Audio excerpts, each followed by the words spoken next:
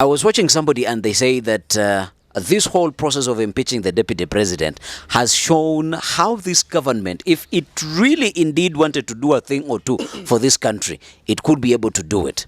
Deputy president is impeached pretty fast from the parliament to the Senate. Even on his bed of illness, still he was impeached. Before 12 p.m. Friday, we have a new deputy president nominee in the name of KITHURE Kindiki. And indeed, for the very first time, I am going to align the word of God with this government, where it says that, do not worry, anything that belongs to you shall surely come back to you, because it has always been said that KITHURE Kindiki was supposed to be the deputy president of this country.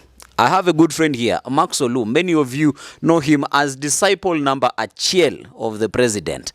And he's going to be telling us what exactly is happening, the fighting chances of the deputy president. And also, KITHURE Kindiki is leaving a very important docket in the country, dormant or not taken over.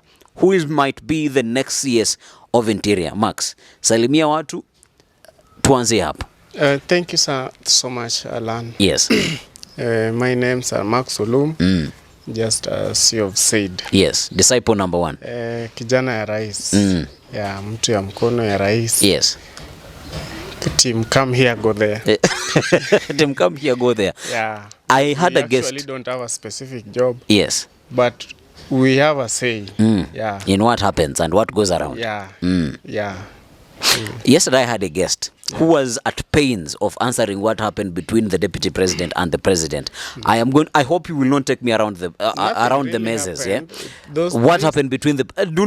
Are you going to let me ask the question? No, nothing really happened. Yes. The things that happened, you saw them. They were tabled there. You saw whatever happened. They were read there, and I think you know them. So I don't want to be Mr. I know it all and explain to you what happened. But there must have something happened on a personal level. You are a journalist. You've been following whatever has been happening in this country. So don't inbox me. Did it have to go to this extent that somebody is lying on quote unquote their deathbed, but you still go ahead and impeach him? Senate had up until Saturday to get this business done. No, we were too clear with RIGATHI yesterday. If not yesterday, then it was yesterday. Yeah, it was either yesterday or yesterday. Yeah. What do you mean that this whole thing was stage managed? RIGATHI stage managed the sickness. Yes. He was not actually sick because he was at the Senate until very late. He shared lunch with the senators. Yes. So it was okay. He was not sick. So I think his lawyers, led by GACHAGUA, Paul Mwite, they misadvised him. Run. That if you run and hide, then we will come back with this thing after 6 months. Yeah. But who is William? William is Ruto, Samoei Chirchir, the son of Mama Sarah. You can never joke around with him. Yeah. Friday, we see the nomination. The name goes to Parliament. Why KITHURE Kindiki? KITHURE Kindiki, first of all, congratulations to my friend. Yes. He's my friend, Abraham KITHURE Kindiki. Yes. The deputy president of the Republic of Kenya. I hope he will deliver. We wanted a loyal person who can work with our president. And I think KITHURE is very loyal to the president. Yeah, myself, I don't have anything personal with GACHAGUA. I don't have any personal issue with the former deputy president. Yes. I'm only loyal to the president. So even you, Alan, if the president doesn't want you today, you automatically become my enemy. So that is how I want. Is there a day that the president will not want you and will you become an enemy of yourself? How? Is there a time that the president will not want you and then you will become an enemy? That will never happen. Anything is possible in this country. Nobody ever expected that this relationship between RIGATHI and... maybe you never expected anybody, because we knew this thing. I even told you this thing, I think some months back. Yes. I told you RIGATHI will go home. I think I told you that thing. Yeah. Don't worry about where I got the information. Yes. But I told you that he will go. Yeah. You're still telling us about the possible deputy presidency of KITHURE Kindiki. Yeah. And his loyalness. Don't you think that probably even 1 year will not elapse up until we see the same challenges that we have seen with Rigathi Gachagua? If he becomes rogue, then we just he also kick goes. him out. Yeah. Yes. If he becomes rogue, then we just kick him out. I told you I'm loyal to the president. I am not needed to the deputy president or whoever. But if Kindiki is loyal to the president, we will work with him. We are happy. Yeah. He is the person who deserves that seat. Yeah.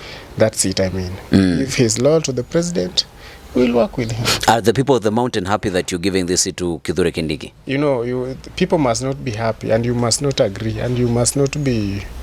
You must not agree, and you must not be happy for the president to decide on something. Yeah, so whether they are happy or not, it's KITHURE Kindiki. Whether they are happy or not. Yeah, it's KITHURE Kindiki. So are you going to ask each and every Mountaineans that, are you happy? Joroge, are you happy? Kinuthia, Mburu, Mwangi, that one cannot happen. So it's going to happen. Yeah. Whether they are happy or they are not happy, it's going to happen. Kindiki is the deputy president. Yeah. Does this mean that the mountain then gets to re-strategize its politics? With KITHURE Kindiki and Kimani Ichung'wah, Waiguru, and some other leaders, I think the mountain is in good hands. Yeah. It's GACHAGUA who was trying to mislead them. But yes. With the Kindiki, don't you think that now the GACHAGUA, as he was trying to mislead, he has unmasked what we call in this country sympathy votes and sympathy support? For now, as things stand, to be very, very honest, I don't support GACHAGUA. I've never supported him. I'm only loyal to Ruto. I support Ruto. Even if he asks me to jump, all I ask is how high. So, as things stand, because I'm on the ground, Rigathi has supporters. That is the truth. So if an election was held today, why Kenyans do sympathize with the people who are in problems. We like people who are like us. We also are in problems. So right now, if I were GACHAGUA, I would resign and go back to Wananchi. Because for sure, the truth is that he has people. He has gained followers. He has been marketed. Right now, hata mtoto mdogo ukimuuliza, unajua GACHAGUA? Atakwambia. So if an election was held right now, I'm not saying he can defeat Ruto. I'm saying he has supporters. He has gained followers. Very particular with the words. KITHURE Kindiki is leaving the Interior Ministry. If that docket remains empty, definitely it is a very important docket that shouldn't stay vacant for too long. Who is most probable to take it over? Is Raymond Omolo getting you know, all these things that I've been telling you, I get them from the corridors of State House, from the corridors of power. So, you know, if the docket remains vacant, then I think maybe Duale can be moved. Duale is in the environment. It can be moved from there to Interior, or the PS that we currently have, Mr. Raymond Omolo, Dr. Omolo, he can be moved from being a PS to the CS. Or we also have an option of Kimani Ichung'wah resigning as a member of Parliament to come and serve us as Interior Cabinet Secretary. So definitely we have three options. So we have Raymond Omolo, we have Kimani Ichung'wah, and we have Aden Duale. Okay. Interestingly. So maybe he can reorganize the cabinet. There is now, you see, now this has the structure needs to be reorganized now. There's as this entire thing is happening, there is something that Parliament inafanya chini ya maji. What is that? Kushika term limits. I'm not a member of Parliament. You're not a member of Parliament, but you have ears in corridors of State House. So definitely you are aware of this. And this is a bill that was also in a Senate as well. And they are proposing that the term limits be moved from 5 years to 7 years. Where are we headed? the right direction. What right direction by changing the term limits? Yeah, it should even be 10 because we are tired of elections each and every time. Each and every time elections. Yeah. In fact, it should even be 10. Why? I think from 5 years to 7 years, that is the best thing. Yes. Yeah, because and you know it will pass. Yeah, it will pass. I don't know. You tell me. And now I'm making you know that it will pass. It will pass. Aren't you afraid that Kenyans will go back to the streets? Article 37 allows Kenyans to demonstrate. Yeah. We have no problem. So whoever wants to go for demonstrations, you are allowed. Just go and demonstrate. It's your right. Yeah. Nobody will deny you, but peacefully and unarmed. Yeah. So you're giving us the justification why the 7 years are better than the 5. Okay, Yeah. I think the reason why the 7 years are better than 5 years is because, you see, if a president is elected and now a president is sworn in, it's 5 years, you see. 1 year is for maandamano, opposition, kusumbua, nini. And then the other year, the second year, is for the president to arrange the government. Appointing government officials, parastatals, CSS, nini. So that 2 years is gone. The president only remains with 3 years. Yeah. Actually 2.5. Actually, right now you have to also include impeaching a deputy president because now it's a part of that time. No, we will not impeach another one. This is the last one. This is the last one. So let's say like this year, the other year was for maandamano. And some part of this year. So we've wasted 2 years. Raila has wasted our 1 year. Gen Z and GACHAGUA.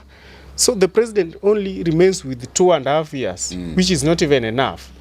And after every election, the norm is that there must be chaos. So we want to allocate time for chaos and demonstrations and arranging the government. Yeah. So we give that one 2 years. After that 2 years, the president remains with 3. 3 years is not enough. Not enough for the president to do to work for Kenyans. 3 years is not enough. Don't you think that is a very ill-advised thinking? Because you are very right, and I agree with you to the extent that it is very ill. It is very wait ill, a minute. But it is going to work. You see, you wait, can say. Wait a minute. Let me justify. You can why. Dismiss it. Let me justify why I'm saying what I'm saying. Yeah.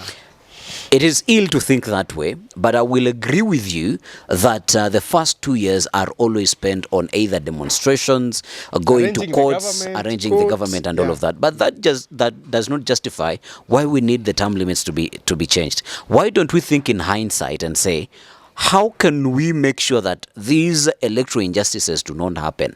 How can we reinforce our election systems that once an election is done, everybody is satisfied that they lost the election? What do you want us to do? Because there must be a competitor who must compete with someone. That is what I'm saying. They must cry. That is what I'm saying. That is what I'm saying, Olum. That is what I'm saying, Olum. That is what I'm saying. People are demonstrating because they feel that the player who was in charge of the game or the referee who was in charge of the game is the problem.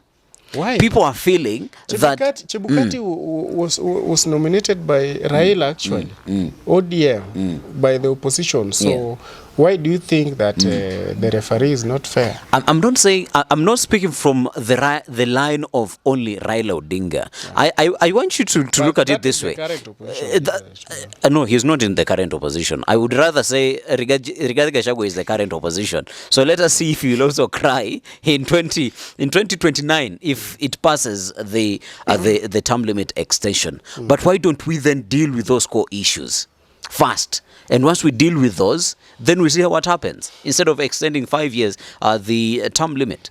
Even if we deal with those issues, we must extend the presidential term limit. So it's not about the rearranging of government. It's not about the demonstrations. I was giving an example. So basically, your government is power hungry.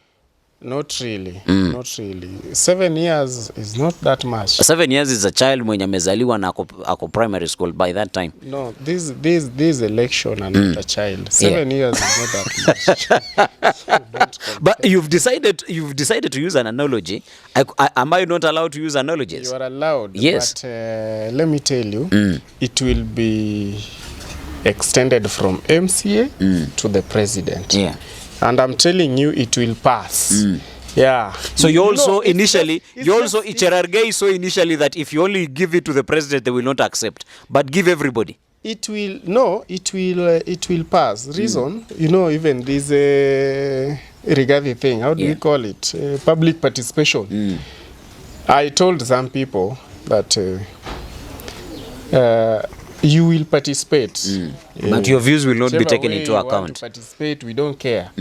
Just participate, but we will give you the answers that we want. Don't you think that is so wrong? It was not wrong. That was the right way to deal with RIGATHI. Yeah. But now when you look at it collectively, he became very, very arrogant. What made him arrogant? If you want us to go back there, maybe his people can tell you that. I don't know. I don't know why he was very arrogant. But if you're disrespectful to the president. Disrespect in what manner?